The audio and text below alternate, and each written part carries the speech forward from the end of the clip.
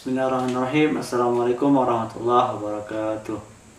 Nah, bagaimana kabarnya teman-teman semua? Semoga selalu sehat dan dalam lindungan Allah Subhanahu wa Ta'ala. Nah, baik, bertemu kembali bersama kami di channel YouTube Hardi Sahendra.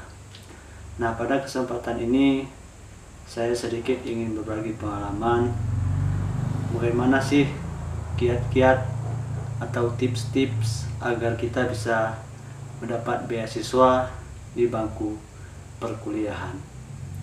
Nah, sebelum teman-teman menonton ini, jangan lupa klik tombol subscribe-nya.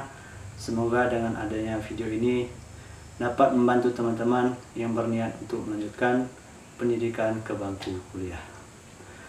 Nah, langsung saja kita masuk kepada videonya. Sebelumnya saya memperkenalkan diri. Nama saya Hardi Sahendra. Nah, saya menempuh S1 di Universitas Islam Negeri Aranyeri Banda Aceh, dan alhamdulillah saya merupakan alumni dari beasiswa bidik misi Universitas Islam Negeri Aranyeri Banda Aceh. Nah, ada beberapa hal yang ingin saya sampaikan. Bagaimana sih caranya agar kita mendapatkan beasiswa bidik misi itu? Nah, sebelumnya saya ingin memperkenalkan beasiswa apa sih bidik misi itu? Nah, bidik misi itu merupakan beasiswa bagi anak-anak yang kurang mampu tetapi memiliki prestasi untuk melanjutkan studi di bangku perkuliahan.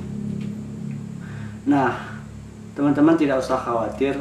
Mungkin biasanya sering sekali kita melihat fenomena pada saat ini. Banyak sekali anak-anak yang ketika setelah menyelesaikan sekolah SMA itu banyak yang berpikir, bagaimana saya bisa kuliah sedangkan ekonomi saya itu terbatas. Teman-teman bisa mengubah mindset itu semua, karena apa kata Allah, barang siapa yang bersungguh-sungguh pasti dia bisa. Nah, saya merupakan alumni bidik misi pada angkatan 2013. Nah, seharusnya saya itu merupakan alumni dari sekolah menengah atas, alumni 2012. Tetapi pada saat 2012 saya mengikuti beasiswa bidik misi, tetapi saya gagal pada tahap pertama. Sehingga pada saat itu saya memutuskan untuk tidak melanjutkan studi karena mungkin keterbatasan ekonomi. Seperti teman-teman mungkin berpikirnya seperti itu. Nah, pada tahun 2013 saya mencoba kembali untuk mendaftar yang namanya beasiswa bidik misi tersebut. Alhamdulillah pada saat itu saya mewakili Kabupaten Aceh Tengah diterima sebagai penerima beasiswa bidik misi dan hanya sendiri mewakili Kabupaten Aceh Tengah. Itu merupakan kerja keras saya selama setahun agar saya bisa melanjutkan cita-cita saya seperti teman-teman sebelumnya. Nah, bagaimana tips agar kita bisa menerima beasiswa bidik misi itu? Nah, teman-teman harus menyimak video ini sampai akhir. Nah, yang pertama adalah teman-teman harus memiliki kriteria seperti yang tercantum dalam syarat penerimaan beasiswa bidik misi tersebut. Yang pertama adalah teman-teman harus dari keluarga yang kurang mampu tetapi memiliki prestasi akademik, sehingga itu bisa menjadi potensi teman-teman untuk mendapatkan beasiswa bidik misi tersebut. Kemudian yang kedua adalah teman-teman harus sering membaca informasi, karena pada saat zaman online pada saat sekarang ini semua itu kita dapat informasi itu melalui media sosial. Jadi harapan saya kepada teman-teman semua, sering-seringlah mencari informasi, baik itu dari media online ataupun media tulis ataupun kepada alumni-alumni yang sudah menerima beasiswa bidik misi tersebut. Yang ketiga adalah teman-teman harus mengisi form atau formulir yang disediakan pada saat teman-teman ingin mendaftar beasiswa bidik misi tersebut.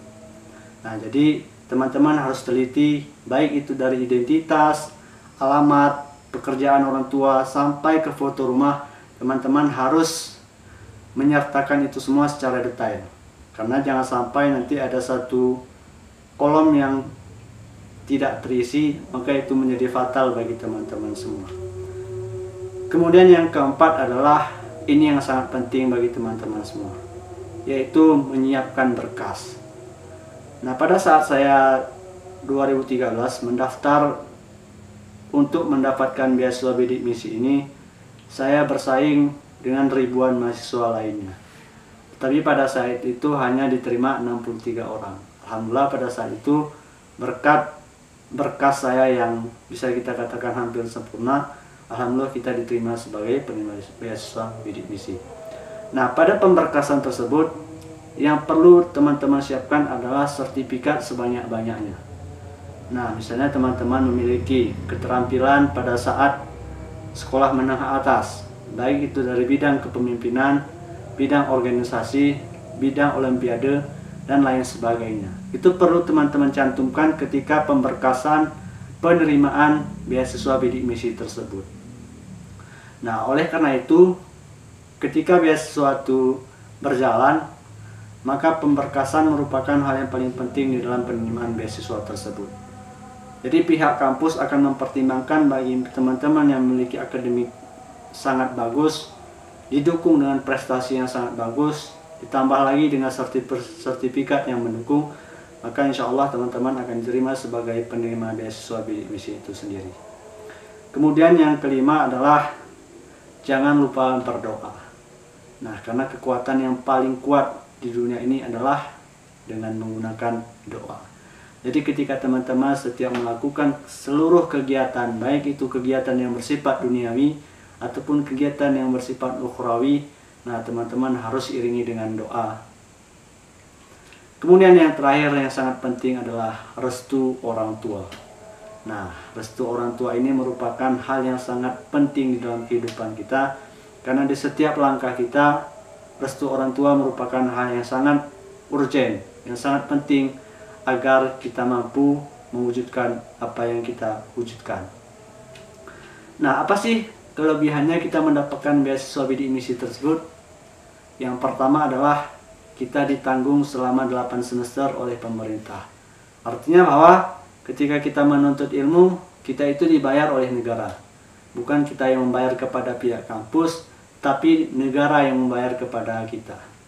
Kemudian yang kedua adalah relasi kita juga sangat banyak.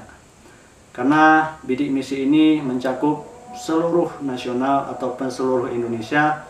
Jadi ketika kita sudah menerima beasiswa bidik misi tersebut, maka jaringan kita sangat banyak dan terbuka luas untuk informasi-informasi bagi teman-teman semua. Kemudian yang ketiga adalah kita akan mudah yang namanya untuk melanjutkan studi S2 kita. Karena jika kita sudah menerima beasiswa bidik misi, maka kita bisa melanjutkan kepada beasiswa LPDP. Nah, pada beasiswa LPDP tersebut, salah satu kategori yang diterima adalah alumni bidik misi. Nah, jadi itulah kelebihan-kelebihan ketika kita sudah menerima beasiswa bidik misi tersebut. Nah, semoga apa yang kami sampaikan ini dapat bermanfaat dan dapat menjadi motivasi teman-teman semua. Jangan pernah menyerah untuk mewujudkan cita-cita teman-teman semua. Karena ketika teman-teman sudah mewujudkan, sudah bercita-cita untuk menjadi seseorang, maka lakukanlah dengan sungguh-sungguh. Karena itu semua akan bisa kita buktikan dengan usaha dan kerja keras kita. Nah, semoga tips-tips ini bisa membuat teman-teman diterima. Tidak hanya pada beasiswa bidik misi, tetapi juga beasiswa-beasiswa lainnya. Nah, sekian dari video dari kami. Jangan lupa di share, like, dan subscribe. Sekian, terima kasih. Assalamualaikum warahmatullahi wabarakatuh. Salam prestasi.